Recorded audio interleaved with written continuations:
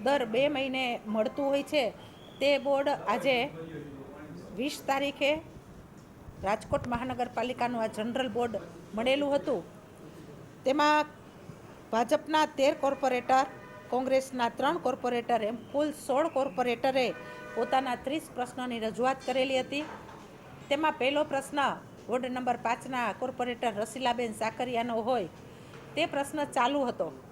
તેની જવાબ દેવાની કમિશનર સાહેબ તૈયારી હોય અને તેનો જવાબ ચાલુ પણ હતો, પણ જ્યારે કોંગ્રેસને પોતાના પ્રશ્નની રજૂઆત પહેલા પ્રશ્ન ચાલુ હોય અને પોતાના પ્રશ્નની રજૂઆત વચ્ચે હલ્લાબોલા કરીને કરેલી હતી। કમિશનર સાહેબ અને મેયરની ઓફિસની અંદર ક્યારે પણ રજૂઆત કરવા માટે પોતે આવેલા નથી। સ્વાભાવિક છે, જે તે પોતાના વિસ્તારના કોર્પોરેટર હોય તો તેના પ્રશ્નનું જે પણ સોલ્યુશન હોય તે અહીંથી અમે કરેલું છે। 15 નંબર વોર્ડની અંદર પણ અમે કામગીરી, રાજકોટનો એ વોર્ડની અંદર પણ કામગીરી કરેલી છે। હલ્લાબોલા કરવો એનો સ્વભાવ છે, સ્વાભાવિક રીતે। એટલે તો આપણે જોઈ છીએ કે અત્યારે કોંગ્રેસ છે મૃતપાય અવસ્થામાં છે। પ્રજાનું કામ કરવું હોય અને પ્રજાની સાથે આપણે રહેવું હોય તો આવા કોઈ જનરલ બોર્ડની ગરિમા જાળવી અને ચાલુ બોર્ડની અંદર આવા હલ્લાબોલા ન કરવા જોઈએ। વસરામભાઈ સાગઠે જ્યારે પોતે પ્રશ્નની રજૂઆત જનરલ બોર્ડની અંદર કરી, પણ ક્યારેય ઓફિસે એ લોકો પ્રશ્નની રજૂઆત કરવા માટે આવેલા નથી।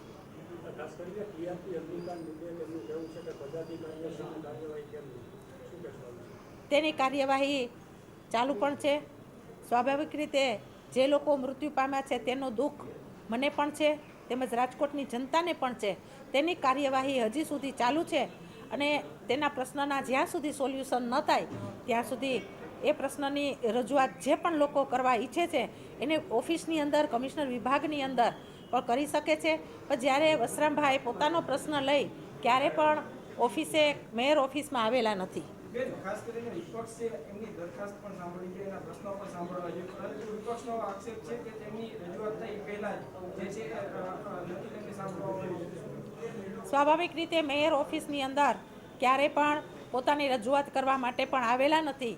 પણ જનરલ બોર્ડનો પહેલો પ્રશ્ન ચાલુ હોય એ પ્રશ્નનો જવાબ કમિશનર સાહેબ આપતા હતા ત્યારે સ્વાભાવિક રીતે બોર્ડની ગરિમા જાળવવી એ પણ આપણી ફરજ છે। એટલા માટે થઈને મેયર ઓફિસની અંદર આપ પ્રશ્ન આપો, તમારી રજૂઆત ચોક્કસપણે અમે સાંભળશું।